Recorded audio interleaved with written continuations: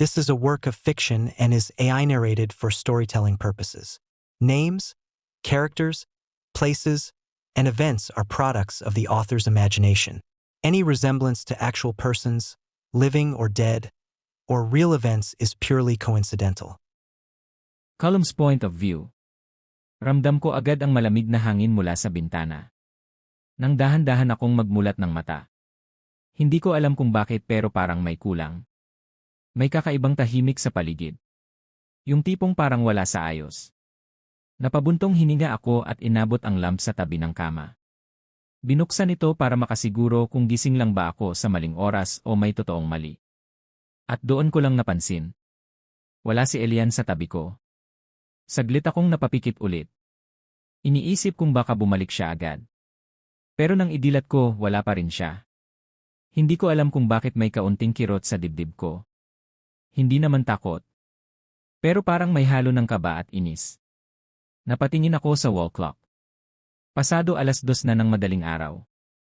Napakamot ako ng ulo, pinilit pigilan ang sarili ko na magpanik. Alam kong minsan gumigising siya para uminom ng tubig. O gumamit ng banyo. Pero matagal na siyang wala. Agad akong tumayo at tinungo ang banyo. Baka nandun lang siya. Pero pagsilip ko, walang tao. Tahimik. Lumabas ako at sumilip sa terrace. Iniisip baka nagbilad ng kaunting hangin o baka nagmuni-muni lang. Pero wala rin. Doon na ako tuluyang nakaramdam ng kakaibang tensyon. Hindi naman ito yung tipong galit agad. Pero parang automatic na nag-aalerto yung utak ko. Lalo na't madaling araw na. Lumabas ako sa kwarto. Agad kong napansin na bukas lahat ng ilaw sa baba. Hindi ganito dapat. Lagi naming sinasarado lahat bago matulog. Ang maliwanag na sala at kusina ay parang senyales na may gising pa. At alam kong si Elian lang yon. O kung hindi, may ibang dahilan na mas ayokong isipin. Elian! Tawag ko kay Elian habang nagsisimula ng bumaba. Walang sumagot. Dumiretso ako sa kusina. Pero tahimik. Sobrang tahimik. Huminto ako saglit. Pinikit ang mata para pigilan yung sumisibol na inis. Ayokong pagalitan siya ng walang malinaw na dahilan. Pero hindi rin ako pwedeng magbulag-bulagan. Hanggang sa narinig ko yung gate. Biglang bumukas. Agad akong naglakad papunta sa main door. Mula sa liwanag ng poste sa labas. Nakita ko ang pamilyar na hugis ng katawan ni Elian. Nakapajama. Nakasuot ng hoodie ko. May hawak na cup ng ice cream. At parang batang tuwang-tuwa na kumakain ng ice cream. May paper bag din siyang inipit sa kilikili niya. Kasunod niyang pumasok si Ate Jen. Isa sa mga kasambahay namin may dala ding paper bag. Agad aking napamiwang habang nakatingin kay Elian. Hindi ko alam kung anong mas matimbang sa nararamdaman ko. Yung inis kasi lumabas siya nang walang paalam. O dahil nakikita kong masaya siya sa mga mata niya. Nanatili akong nakatayo dito. Hindi gumagalaw. Habang masayang nag-uusap sila ng kasambahay namin. Pero nung napansin nila ako, ayun na. Tumigil silang dalaw. Para silang dalawang estudyanteng nahuli ng principal habang naglalakad sa hallway na bawal puntahan. Si Elian na may ice cream pa sa bibig. Napatigil mid-bite at parang batang nahuli sa akto. Lumapit silang dalawa. Kita ko yung kaba sa mga mata ni Elian. Lalo na nang makita niyang nakapamiwang ako. Saan kayo galing? Tanong ko kay Elian at sa kasambahay namin. Kontrolado pa rin yung boses na. Pero halata na siguro sa boses ko na hindi ako natutuwa. Bago siya sumagot. Sumubo pa siya ulit ng ice cream. Pinilit kong hindi matawa. Dahil sa hitsura niya. Bumili kami sa may malapit na 7-Eleven. Nagugutom ako eh. Gusto ko ng ice cream. Sagot ni Elian sa akin pagkatapos lunukin yung ice cream. Pinanatili ko yung seryosong tingin ko. Maraming pagkain sa ref, lumabas ka pa. Sabi ko kay Elian na natili pa rin akong seryoso. Tumingin siya sa akin. Walang kakupas-kupas yung sincerity sa boses. Walang ice cream dun kaya lumabas na lang kami. Sabi ni Elian sa akin. Napakamot ako ng ulo. Hindi ko na alam kung paano kita intindihin minsan. Kagabi mangga gusto mo. Isang araw spicy noodles. Ngayon ice cream naman. Sabi ko kay Elian. Napatingin ako kay Ate Jen na kasambahay namin nakayuko na halos. Kita ko na natatakot siya. Medyo may edad na si Ate Jen. At dati siguro sinigawan ko na yung mga kasambahay ko sa ganitong sitwasyon. Pero ngayon, iba na. Hindi ko na magawang gawin yon. Pero sige. Magkunwari na lang akong galit para matakot si Elian. At Jen, bakit mo hinayaang lumabas at sumama kay Elian sa ganitong oras? Tanong ko sa kasambahay namin. Tumingin siya sa akin. Halatang kinakabahan. Sir, sinabi ko na bawal lumabas. Lalo na tulog na din yung mga guard. Pero naisip ko na ganyan po talaga ang buntis. Dapat pong sundin yung gusto. Hindi lang po yan gusto ni Sir Elian, gusto rin po yan ng bata. Kaya hinayaan ko na lang at sinamahan ko na dahil alam kong di siya pamilyar sa lugar na to. Sagot ni Ate Jen sa akin. Doon ko siya nakita. Yung ngiti ni Elian. Yung parang may kasamang pang-aasar. Napairap ako nga ngiti ni Elian. Nakangiti ka pa dyan. Gusto mo bang matulog sa labas? Tanong ko kay Elian. Ayoko. Malamig. Sagot agad sa akin ni Elian walang pag-aalinlangan. Sa loob-loob ko natatawa na ako. Pero sige kunwari pa rin akong matigas. Pumasok na kayo. Baka patulugin ko kayo sa labas. Sabi ko kay Elian at Ate Jen kunwari seryoso. Ang sungit. Bulong ni Elian sapat na para marinig ko. Pumasok naman si Elian at Ate Jen. Nagpasalamat naman si Elian kay Ate Jen bago ito umakyat sa kwarto niya. Ate Jen, salamat po. Sabi ni Elian kay Ate Jen. Salamat din sir. Lalo na sa bigay mo. Sabi ni Ate Jen sabay angat ng paper bag. Nauna namang pumasok sa loob ng kwarto yung kasambahay namin. At naiwan kaming dalawa sa sala. Tinitigan ko siya. Hindi ko tinatanggal yung masamang tingin ko. Napahinto siya sa pagsubo ng ice cream. Wag mo naman akong tingnan ng ganyan. Sabi ni Elian sakin. Elian, alam mo ba kung anong oras na? Kung lalabas ka dapat ginising mo ko. Sabi ko kay Elian. Himbing ng tulog mo eh. Nahilig ka pa kanina kaya hinayaan na lang kita. Sabi ni Elian sakin, may paawa effect pa. Inistorbo mo pa si Ate Jen na dapat nagpapahinga. Sabi ko kay Elian. Di ko siya inistorbo. Nakita ko siyang nag-aayos ng mga groceries sa kusina kanina. Sabi ni Elian sakin. Hay nako talaga. Sabi ko kay Elian. Napatigil naman siya kakasubo at tumingin ulit sa akin. Galit ka ba? Tanong ni Elian sa akin. Humina ako ng malalim. Pilit pinapakalma yung sarili ko. Elian, wag mo nang ulitin. Para di ako magalit. Nagkakaintindihan ba tayo? Tanong ko kay Elian. Tumango siya. Kaya hinalikan ko siya sa pisngi.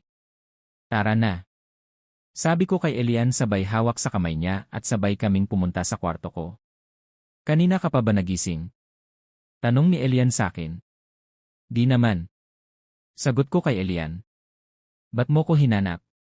Tanong ni Elian sakin. Malamang wala ka sa tabi ko. Tas malalaman kong nasa labas ka pala ng bahay. Sagot ko kay Elian. Pagpasok namin sa kwarto. Inilapag niya yung mga dala niya. Ako naman.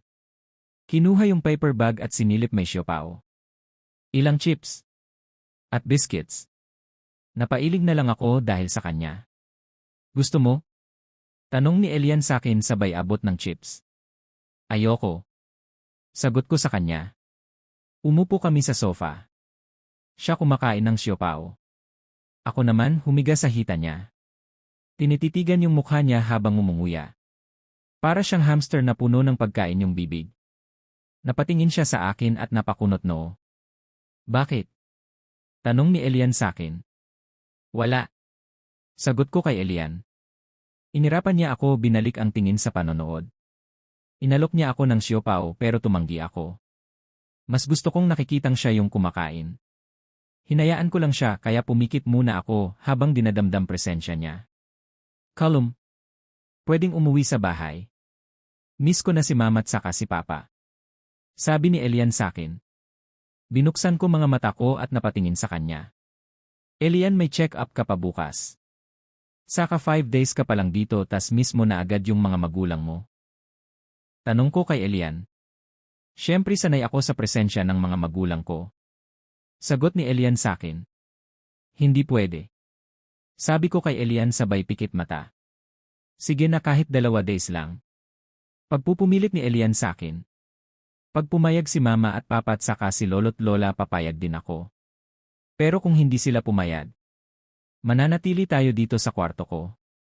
Sabi ko kay Elian habang nakapikit. Paano pag di sila pumayag? Tanong ni Elian sakin.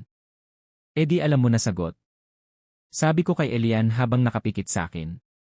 Tumahimik naman siya pero rinig kong bumubulong siya. Kaya dinilat ko mga mata ko at napatingin naman siya sakin. Tapos ka na? Tanong ko kay Elian. Tumangon naman siya, bumangon na ako at humarap sa kanya. Mag-toothbrush ka na sa banyo. Para makabalik na tayo sa pagtulog. Sabi ko kay Elian. Ngumiti naman siya at hinalikan ako sa ilong dahilan para mapapikit ako. Tumango siya at pumunta sa banyo. Ako naman niligpit yung pagkain niya. Inilagay sa ref yung kalahati pang ice cream. Inayos ko yung kama. Pinatay yung ilaw, lamp na lang ang naiwan. Lumabas siya mula sa banyo. May ngiti at yung pamilyar na maamong mukha. Hinila ko siya palapit. Hawak ang bewang ni Elian. Hinalikan ko siya sa labi. Hindi matagal. Pero sapat para ipadama kung gaano siya kahalaga. Ngumiti naman si Elian. At tinakap ko siya. At sabay na kaming humiga sa kama. Humiga siya sa braso ko nakaharap sa akin. Good night, Callum. Sabi ni Elian sakin. Good night. Sagot ko sabay halik sa noo niya. Nakasiksik siya sa dibdib ko. Para bang doon talaga siya nababagay. Hinimas ko yung buhok niya. Hinalikan ang kamay niya. At doon, sa yakap ng tahanan ko. Tahanang ipapagtanggol at tahanang di makukuha kahit na sino. Fast forward. Hindi ako sigurado kung sino sa aming dalawa ang mas kinakabahan ngayong umaga. Ako ba o si Elian? Kahit simpleng check-up lang naman ito. Ramdam ko yung bahagyang lamig sa palad niya habang magkahawak kami papasok sa ospital. Simula ngayong linggo, tuloy-tuloy na ang weekly monitoring para sa kanya at sa baby namin. 3 buwan nang dala ni Elian yung baby namin. At habang tumatagal, mas malinaw sa akin na kailangan kong doblehin ang pag-ingat at atensyon ko sa kanila. Kasama rin namin ngayon si Dad. Hindi siya madalas makasama sa mga ganitong bagay. Pero mula nang malaman niya ang tungkol sa pagbubuntis, naging mas madalas na rin siyang sumama. Tahimik lang siya habang naglalakad kami papunta sa office. Pero napapansin ko yung tingin niya kay Elian. Parang sinisiguro kung ayos lang siya. Pag-upo namin sa waiting area, medyo nagbuntong hininga si Elian. Napansin ko rin yung maliit na galaw ng paa niya. Halatang kinakabahan. Kalum, kinakabahan ako. Bulong ni Elian sa akin na tila ayaw niyang marinig ni Dad. Relax lang. Magiging maayos din ang lahat. Bulong ko kay Elian habang bahagyang hinahaplos ang likod niya. Tumingin siya sa akin. At kahit may bahid ng kaba sa mga mata niya, ngumiti siya ng kaunti. Nakakatakot ba doktor niyo? Naninigaw ba siya? Tanong ni Elian sa akin ng mahina. Hindi naman. Mabait siya. Sagot ko kay Elian. Narinig ko si Dad sa kabilang upuan, narinig ata usapan namin ni Elian. Elian, wala kang dapat ikabahala. Routine lang ito. Para sa'yo at sa apo ko. Sabi ni Dad kay Elian. Napangiti ako sa tono niya. Medyo matigas. Pero may lambing. Rinig mo yon? Tanong ko kay Elian. Tumango naman siya kaya inayos ko buhok niyang sumasayad sa noo niya. Maya-maya, tinawag na kami ng nurse. Sir Montgomery. Pwede na po kayong pumasok. Sabi ng nurse kay Dad. Sabay-sabay kaming tumayo at pumasok kami sa consultation room. At isang middle-aged na babae na may mahinahong boses. Pinaupo niya si Elian sa examination bed. Habang ako at si Dad ay nakatayo sa gilid. Habang ako di humiwalay kay Elian. Habang ginagawa yung unang mga vital signs check.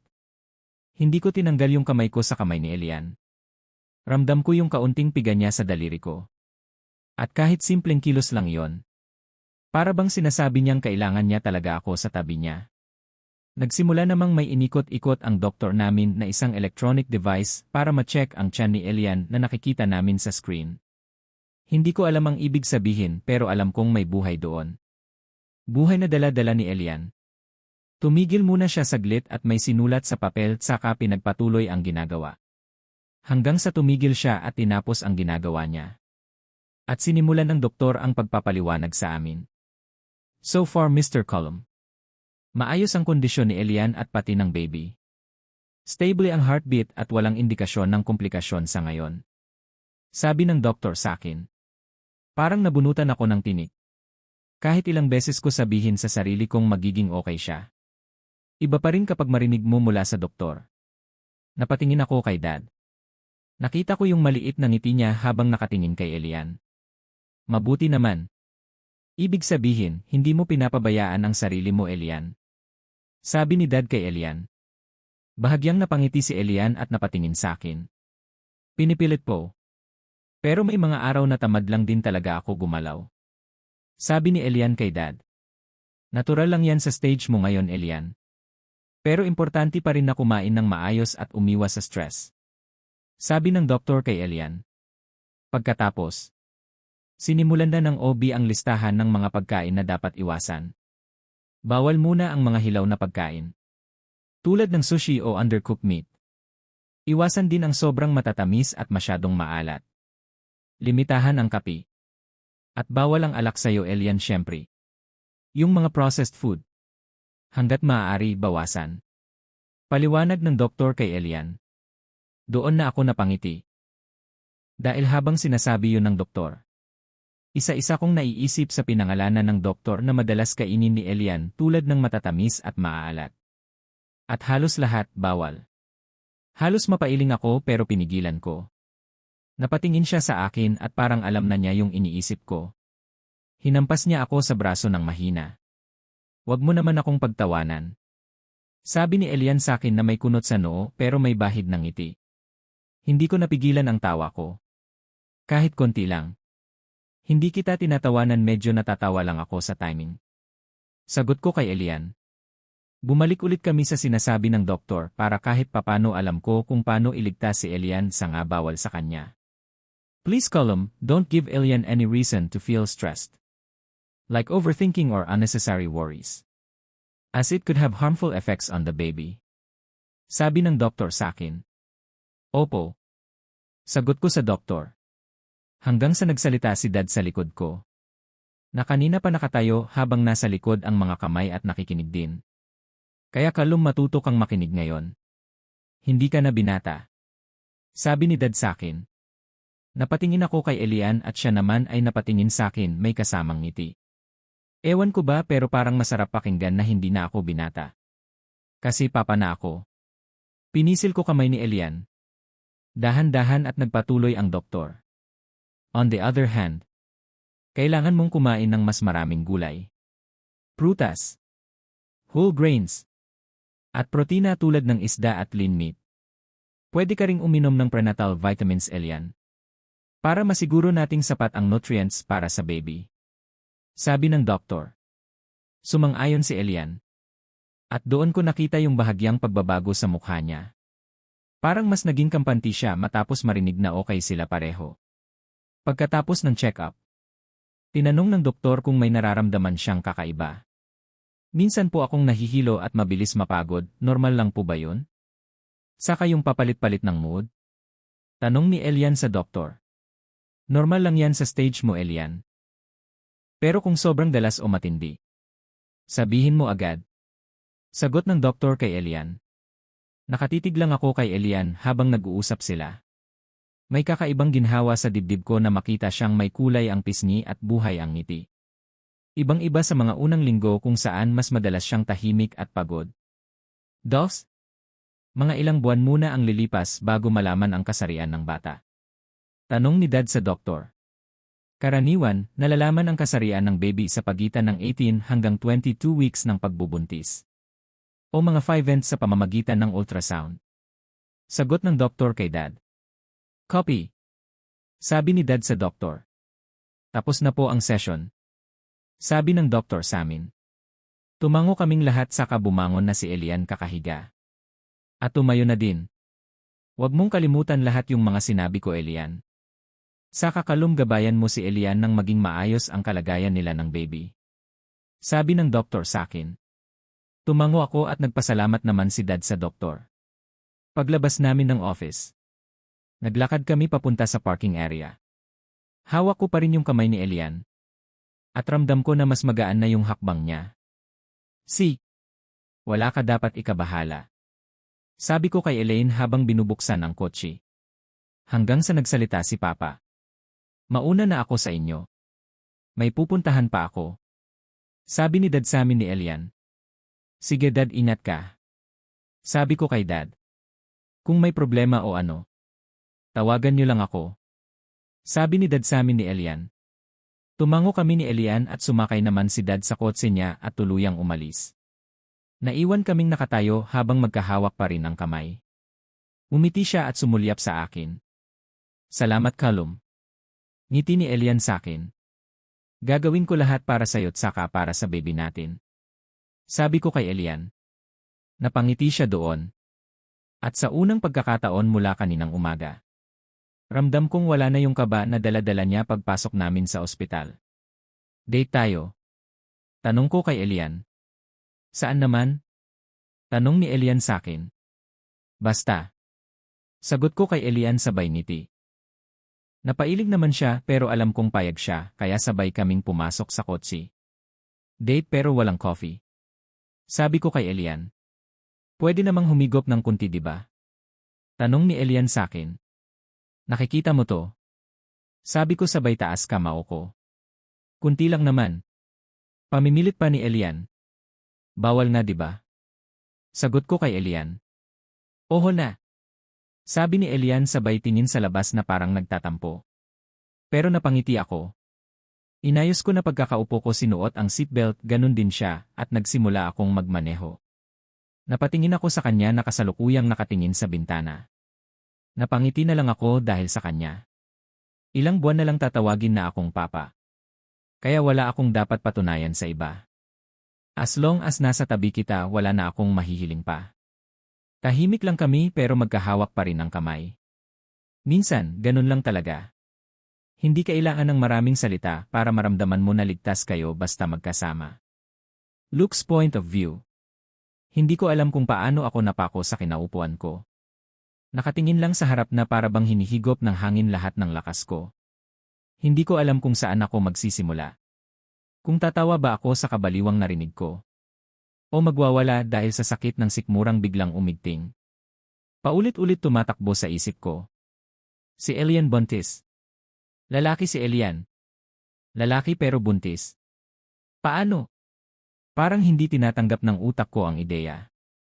Oho, alam kong may mga kaso na tulad ni Elian. Mga rare na sitwasyon. Pero ngayon, nangyayari siya sa taong pinakamahalaga sa akin. At ang mas masakit, hindi ako ang dahilan. Hindi ako ang ama. Ako si Luke. Ako ang karapat-dapat kay Elian. Oho, hindi matagal ang aming pagsasama pero hindi ko tanggap ang gantong klaseng balita. Ako yung naniniwala na mas deserve niya ang isang taong may direksyon sa buhay. At ngayon, heto ako, hinihigop ng balitang si Callum ang ama. Si Callum. Ang lalaking walang direksyon. Laging nasa gitna ng bisyo at walang kasiguraduhan kung saan pupunta sa buhay. Kahit anong oras pwedeng bumalik sa pagiging gago. Pwedeng iwanan si Elian sa gitna ng daan kapag nagsawa. At siya ang ama ng bata. Humigop ako ng hangin. Pilit pinapakalma ang sarili. Pero parang may sumisigaw sa loob ko. Kaharap ko si Noreen ngayon. Nakatayo sa harap ng bintana ng maliit niyang sala. Siya ang nagbigay ng balita. Hindi ko alam kung paano niya nalaman. Pero malinaw ang intensyon sa boses niya. Hindi niya gusto ang ideyang magbuntis si Elian. At mas lalong hindi niya gusto na si Callum ang ama. Look. Wika sabi ni Noreen. Mabagal, parang tinatansa kung gaano kalalim ang reaksyon ko. Alam mo kung matutuloy ito mas lalo lang silang magkakatuluyan. Mas lalong mahihirapan ka. At alam ko. Hindi mo yon gusto. Sabi ni Noreen sa akin. Tahimik lang ako. Hindi dahil wala akong sagot. Kundi dahil alam kong anumang sasabihin ko ngayon ay pwede kong pagsisihan. Lumapit siya. Nakatingin diretsyo sa mata ko. Yung parang may balak sa mga mata. Pwede pa natin silang pigilan. Hanggat nasa sinapupunan pa ang bata. Sabi ni Noreen sakin. Napakurap ako. Pigilan? Anong ibig mong sabihin? Tanong ko kay Noreen. Umupo siya sa harap ko. Tumukod sa lamesa. At bumuntong hininga. Alam mo na ibig kong sabihin. Hindi pa huli. May paraan para hindi na umabot sa punto na magka-baby sila. May paraan para ito'y mawala. Sagot sa akin ni Noreen. Narinig ko ang bawat salita. Malinaw sa akin. Pero hindi agad pumasok. Siguro dahil may parte sa akin na nagsasabing malito. Sobrang mali. Pero may isa pang boses na malakas sa loob ko. Boses na ilang buwan kong tiniis. Kung ito lang ang paraan para makuha ko si Elian, bakit hindi? Napatitig ako sa sahig. May mabigat na pakiramdam sa dibdib ko. Parang may kumakagat sa konsensya ko. Nakikita ko sa isip ko ang mukha ni Elian kapag nalaman niya. Ang sakit at galit sa mga mata niya. Pero kasabay niyon nakikita ko rin siya sa tabi ko. Walang anak. Walang kalum. At baka may pagkakataon pa ako. Noreen. Mahina kong sabi kay Noreen. Sigurado ka ba sa iniisip mo? Tanong ko kay Noreen. Look, alam kong matagal mo nang gusto si Elian. Dahil hindi ka lalabas ng kampo at ipapahanap siya kung wala kang intensyon sa kani. Alam kong ilang buwan mo nang pinapanood na sinasayang niya ang buhay niya sa maling tao. Ngayon may chance ka. Gusto mo bang palampasin to? Tanong ni Noreen sakin. Ramdam ko ang tindi ng boses niya. Parang tinutulak akong tumalon sa isang bangin na matagal ko nang iniwasan. Tahimik akong umiling pero hindi ko alam kung kanino. Sa kanya ba o sa sarili ko? Anong plano mo? Tanong ko sa wakas kay Noreen. Hindi ko alam kung bakit ko tinanong pero lumabas na lang. Ngumiti siya. Yung ngiting hindi mo alam kung pang-aliw o pang-akit sa dilim. May paraan. Alam kong paano gawin. Hindi na bago sa akin to, look. Ang kailangan ko lang ay ang pagsang-ayon mo. Ang pagkampi mo sa akin. Sabi ni Noreen sa akin. Tumingin ako sa kanya ng diretsyo. Pilit na binabasa kung gaano siya kaseryoso. Pero wala akong nakitang pag-aalinlangan sa mukha niya. Paano? Tanong ko kay Noreen. Ipaplano natin ng maigi. Hindi pwedeng biglaan. Ayokong magduda si Elian. Kailangan, natural ang lahat na hindi nila namamalayan na kumikilos na tayo dahan-dahan. Sabi ni Noreen sa akin. Umupo ako ng tuwid. Pinisil ang kamay ko sa ilalim ng mesa. Lahat ng tinuro sa akin ng konsensya ko mula pagkabata. Lahat ng sinasabi ng moralidad humihiyaw ng malito. Pero yung puso kong sugatan at matagal nang naghihintay. Bulong ng bulong sa isipan ko. Ito na yung pagkakataon at buo na ang plano. Mas lumapit sa akin si Noreen. Halos mahulog na sa pagitan naming mesa. Look, sa huli, maintindihan mo. Sa huli, magpapasalamat ka. Kasi kapag wala na yung bata. Kapag nalaglag yung bata. Wala nang tali si Elian kay Callum. Kilala ko si Callum once na madisappoint siya doon siya nagsasawa at nawawalan ng gana. Kaya it's your time para kumilos. Sabi ni Noreen sa akin. Nakatingin lang ako sa kanya. Hindi makasagot. Sa loob-loob ko, alam kong wala akong lakas para gumawa ng ganitong bagay mag-isa. Pero siya, si Noreen magaling sa ganito. Sanay sa galaw sa dilim. At kung sasama ako sa plano niya, hindi ko kailangang dumihan ang kamay ko. Hindi nang direkta. Bumuntong hininga ako. Mahaba. Mabigat. Kung gagawin natin to, wala nang atrasan. Sabi ko kay Noreen. Tumango siya. Walang kahit anong pag-aalinlangan. Wala nang atrasan, look. Kaya trust me, makukuha mo si Elian. Sabi ni Noreen sabay ngiti. At doon, kahit hindi ko pa sinasabi ng diretsyo. Aam ko sa titig niya na pumayag na ako. Tumayo siya. Inayos ang buhok at lumingon sa akin bago umalis ng sala. Tawagan kita mamaya. Sabi ni Noreen sa akin. Naiwan akong mag-isa. Nakaupo sa katahimikan ng silid. Habang naririnig ko sa loob ko ang dalawang boses. Isa ng konsensya ko na naninigaw. At isa ng pagnanasa ko na bulong ng bulong. Para to sa'yo. Para sa'yo si Elian. Kaya kong dumisang ang pangalan ko para kay Elian. Ayokong makuha siya ni Callum ng tuluyan. Oho, official sila at magkakaanak na. Pero may paraan pa rin para mawalan ito ng bisa. Elian's point of view. Hindi ko alam kung kailan huling ganito kalamig ang hangin sa paligid habang nakaupo ako sa harap ni Callum.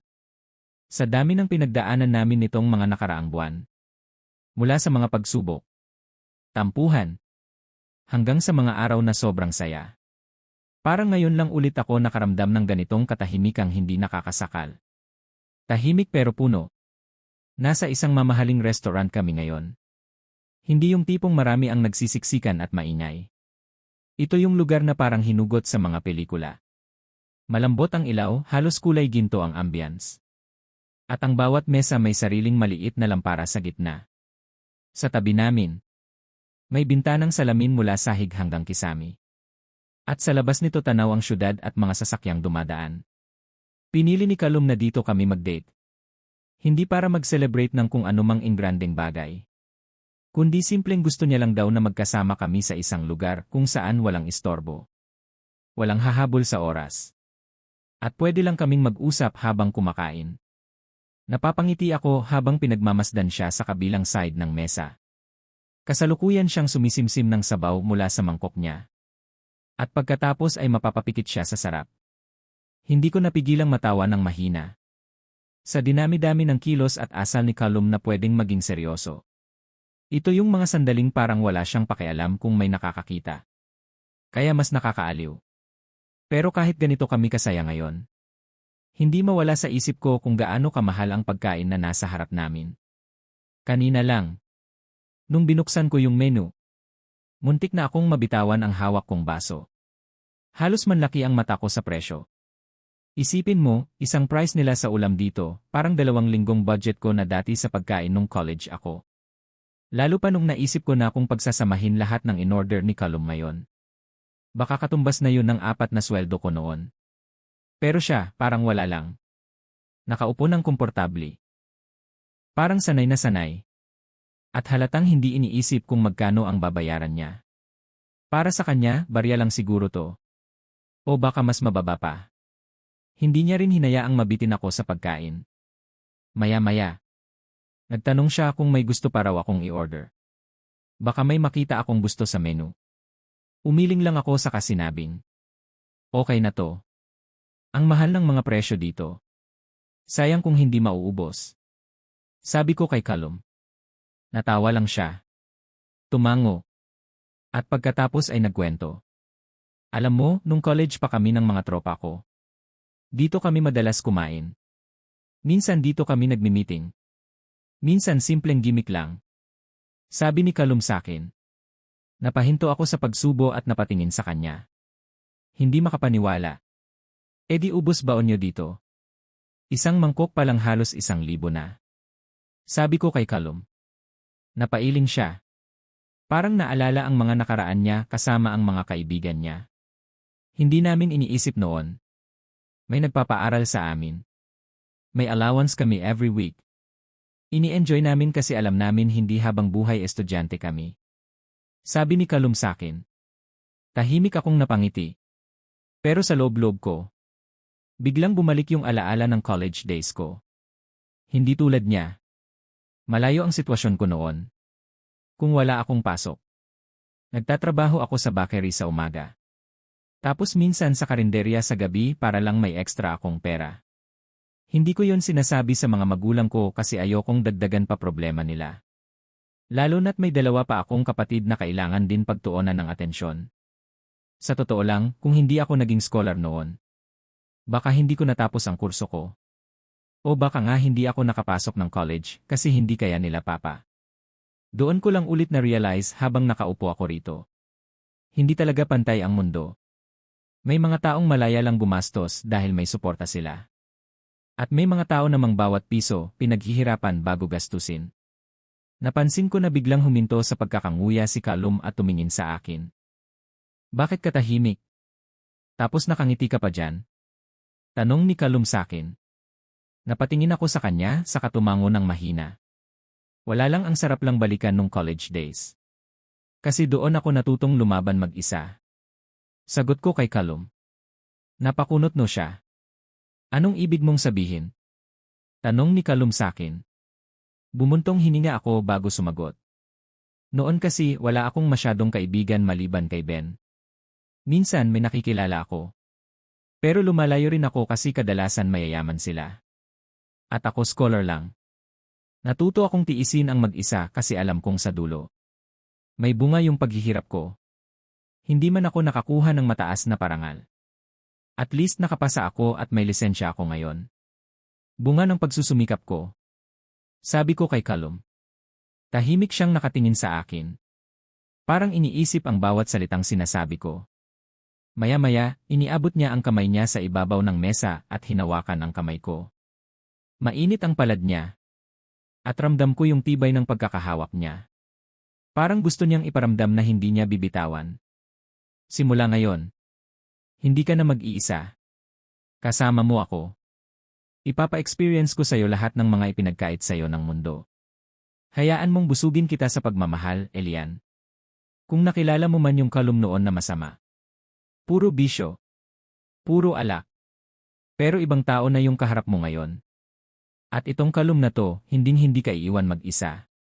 Hanggat nandito ako sa mundong to. Magiging masaya tayong dalawa. Sabi ni Callum sakin sabay ngiti. Hindi ko alam kung bakit pero para akong tinamaan ng malakas sa puso sa mga sinabi niya. Hindi ito basta sweet talk. Hindi ito salita lang para may masabi. Ramdam ko na galing ito sa puso niya, buo at totoo. Ngumiti siya at hinawakan pa ng mas mahigpit ang kamay ko. Saka hinalikan ito. Mainit. Mabagal. At may kasamang paghinga na parang gusto niyang ipaalala sa akin kung gaano niya ako kamahal. Nagpatuloy kami sa pagkain. Pero kahit anong subo ko ng pagkain, paulit-ulit na umaalinggaw sa isip ko yung mga sinabi niya. Para bang binibigkas ulit ng puso ko sa bawat tibok. At sa bawat eko nito. Mas lalo kong nararamdaman na sigurado ako sa taong kaharap ko ngayon. Napahawak ako sa tiyan ko. Banaed lang para hindi niya mahalata agad. Ang swerte ng magiging anak namin. Hindi pa siya ipinapanganak. May ama na siyang handang protektahan kami. Ipaglaban kami. At mahalin kami ng walang kondisyon. Bago kami umalis, humilig siya ng kaunti sa mesa. Tinitigan ako ng diretsyo sa mata. At mahina lang pero malinaw na sinabi. Salamat sa time, Elian. Alam kong simple lang to. Pero gusto ko lang maalala mo na kahit gaano kasimple ang araw natin. Basta magkasama tayo. Sapat na sa akin. Sabi ni Callum sabay ngiti. Salamat din Callum dahil kahit papano nandyan ka. Kahit minsan hirap ako. Hayaan mong sa susunod ako naman maglibre sa'yo. Sabi ko kay Callum sabay ngiti. Di mo ko kailangan ilibre. Sapat na sakin ang yakap at presence mo, yun lang, wala ng ibang kapalit. Sabi ni Callum. At doon ko lang napansin.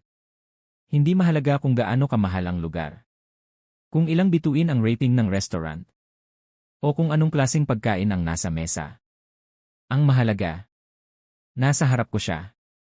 Ay piramdam ko na kahit anong mangyari. Hindi niya ako iiwan. Hindi niya ako pinangakuan lang. Dahil kahit kami ay paglaruan. Lalabas at lalabas pa rin ang katotohanang tunay ang aming pagmamahalan. Fast forward. Nagising ako sa bigat ng ulo. Parang may nakapatong na mabigat na bato sa dibdib ko. Una akala ko normal lang na antok. Pero habang sinusubukan kong idilat ang mga mata ko, ramdam ko na hindi ko kayang bumangon. Bawat galaw parang pinipigilan ako ng sarili kong katawan. Napapikit na lang ako ulit, halos mapaiyak sa kawalan ng lakas. Nakauwi na kami sa bahay ni Callum kagabi. At dapat kasama ko siya sa kama. Pero ngayon wala siya. Gusto ko sana siyang tawagin. Ngunit tila hinahadlangan ako ng sakit ng ulo ko. Wala akong lagnat. Walang sipon. Pero napakabigat ng katawan ko. Humawak ako sa tiyan ko. Parang humihingi ng aliw. Baby, wag mo namang pahirapan si mama. Sabi ko habang nakahawak sa tiyan. Dahan-dahan akong tumingin sa bintana. Sa glass na sa tabi ng kama namin. Dapit hapon na. At parang nag-aagawan ang liwanag at dilim sa paligid. Kahit masakit sa ulo. Pinilit kong bumangon. Dahan-dahan. Isa-isang galaw para hindi masaktan ng higit pa ang sarili ko. Habang unti-unti akong tumatayo. Hindi maiwasan ng isip ko ang tanong. Nasaan kaya si Callum? Magkayakap kami kanina habang natutulog. Pero ngayon wala siya sa tabi ko. Tumayo ako sa harap ng salamin at pinunasan ang luhang pumatak kanina. Dulot ng sakit ng ulo at pagod. Pinagmamasdan ko ang sarili ko ng mas maigi. Itinaas ko ang damit ko at doon ko nakita ang munting umbok sa tiyan ko. Hindi halata sa iba. Pero ramdam ko at kitang-kita. Napaupo na lang ako sa sahig. Ramdam ang kawalan ng direksyon. Gusto kong hanapin si Callum. Gusto kong yakapin. Gusto kong makita. Pero hindi ko alam kung saan magsisimula. Sa bawat sandali. Ramdam ko ang pagiging iyakin ko ngayon. Ang mga mood swings. Ang sobrang sensitivity. Parang dala na yata ng pagbubuntis. Kaya pinilit kong tumayo ulit, dahan-dahang lumabas ng kwarto. Sa labas, may nakita akong kasambahay nila Callum naglilinis ito kaya lumapit ako at nagtanong. Ate nasaan si Callum? Tanong ko sa kasambahay nila Callum. Napatingin naman siya sa akin at sumagot siya ng mahinahon. Baka nasa likod ng bahay sir nagbabasketball. Wala naman siya sa sala. Sagot ng kasambahay nila Callum. Tumango lang ako at pumasok siya sa isang kwarto na parang ngayon ko lang nakitang binuksan. Pero di ko na inisip yon. Bumaba na ako papunta sa sala. Kaso walang tao dito. Sarado ang TV. Tahimik ang paligid. Napatingin ako sa pinto na papunta sa likod ng bahay. Siguro nandun siya naglalaro ng basketball na hilig niya kaya naglakad na ako papunta dun. Pero napatigil ako nang may marinig akong nagluluto. Dahan-dahan akong pumunta sa kusina at doon ko siya nakita. Si Callum. Nakatoples habang nagluluto. Pero bago ako lumapit sinigurado kong walang makakita sa amin. Dahil sa walang tao dito sa kusina agad akong naglakad at lumapit sa kanya. Inakap ko siya sa likod habang nagluluto at napasabing. Callum, bakit hindi mo ako ginising? Hinanap kita kanina. Sabi ko kay Callum. Ngunit imbes na haharap sa akin. Nagulat ako sa sunod niyang ginawa. Bigla niya akong tinulak palayo. Nagulat ako. Nakakunot ang noo niya. At muntik na akong matumba. Hindi ko inasahan yon. Kaya ang kaba ko halos tumigil sa paghinga. Who the hell are you? Lily, are you hugging me? Sigaw ni Callum sakin may halong galit at pagkabigla. Napalingon ako at nalito. Callum, bakit mo ako tinulak? May nagawa ba akong mali? Tanong ko kay Callum pero dama ko ang panginginig ng boses ko. Pero sa puntong ito hindi ko napigilan sarili ko, umiyak ako ng tahimik. Halos hindi ko mapigilan ang sarili ko sa takot at sa biglaang pagbabago ng tono niya. Nanatiling tulala si Callum. Nakatingin sa akin. Pumatak ang luha sa pisngi ko sa takot at napasabing. Akala ko di mo na ako sisigawan. Sabi mo, di mo na ako kayang saktan. Ba't ganyan ka? Tanong ko kay Callum habang pinipigilang umiyak. Hindi ko mapigilan ang sarili ko. Ate, nasaan si Callum? Tanong ko sa kasambahay nila Callum. Napatingin naman siya sa akin at sumagot siya ng mahinahon. Baka nasa likod ng bahay sir nagbabasketball. Wala naman siya sa sala. Sagot ng kasambahay nila Callum. Tumango lang ako at pumasok siya sa isang kwarto na parang ngayon ko lang nakitang binuksan. Pero di ko na inisip yon. Bumaba na ako papunta sa sala. Kaso walang tao dito. Sarado ang TV.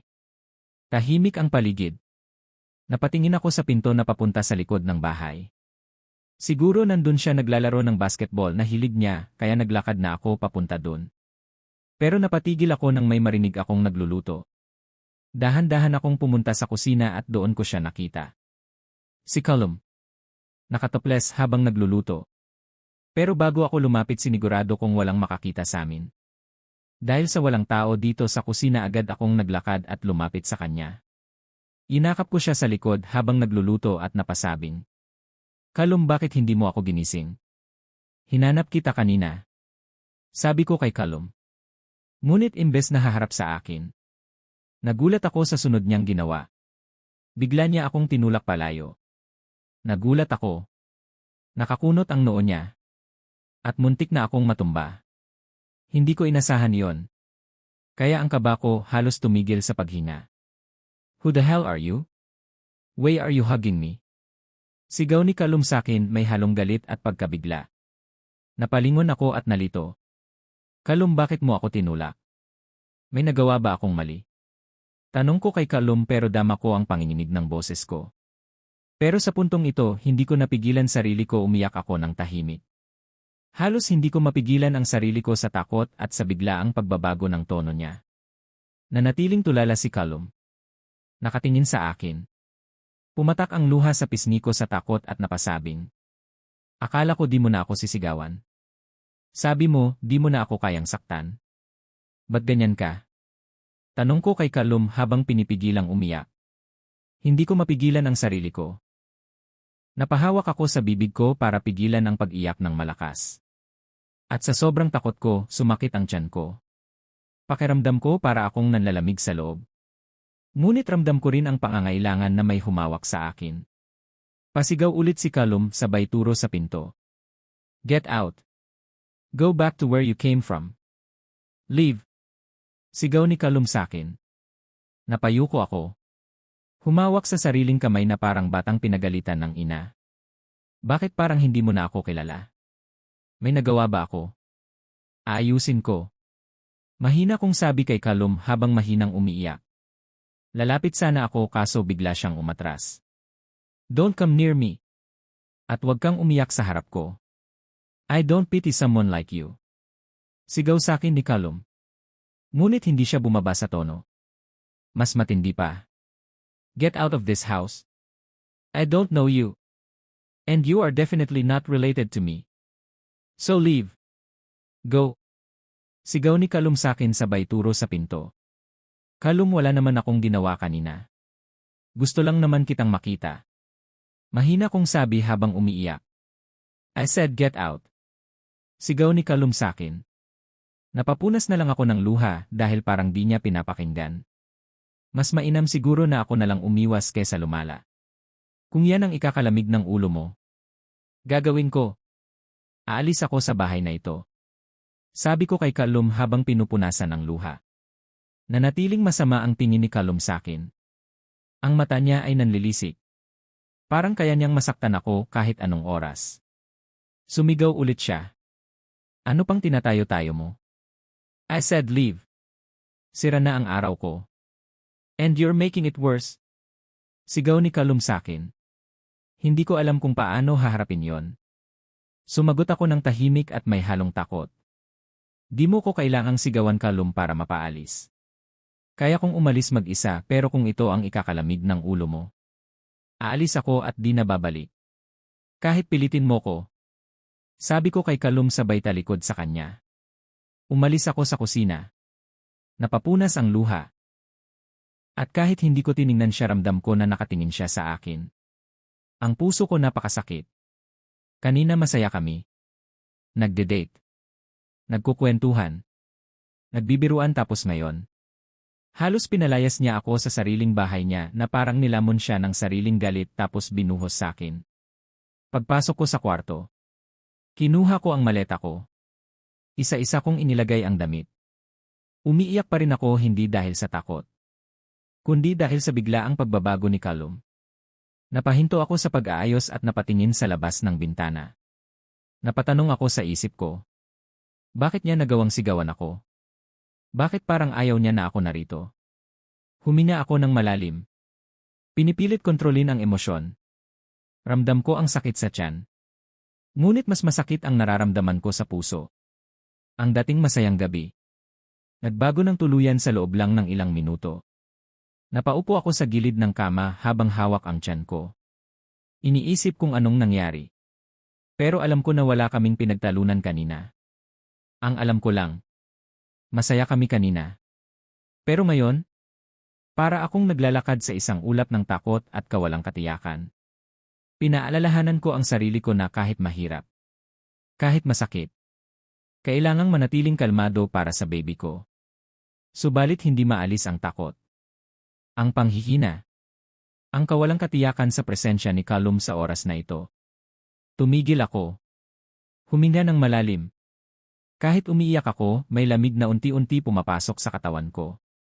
Ang bawat patak ng luha ay parang paalala na kahit mahirap, kailangan kong manatiling matatag. Lalo na't may dala akong buhay na kailangan kong protektahan. Aalis ako kung yan ang ikakalamig ng ulo mo, Callum. Sabi ko sa hangin sabay punas ng luha. At dito po nagtatapos ang Chapter 33. Maraming salamat po sa pakikinig at pagsubaybay sa kwento. Huwag pong kalimutan ang mag-subscribe para updated kayo palagi sa kwento. Maraming salamat po.